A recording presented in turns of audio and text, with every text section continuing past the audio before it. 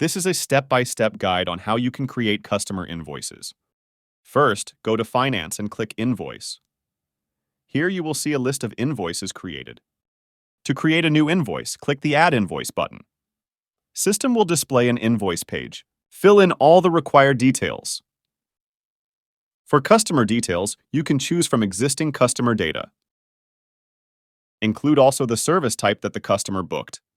Then, for the item section, you can choose from existing inventory items.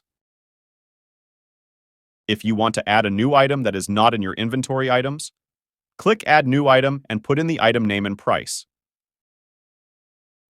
The item will be saved to the inventory items list for future use. Once you've filled in all the required details, click Save to generate your invoice. Once you generate the invoice will show up in the list.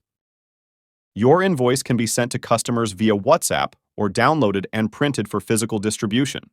To send an invoice through WhatsApp or download it, just click Send and choose either WhatsApp or download.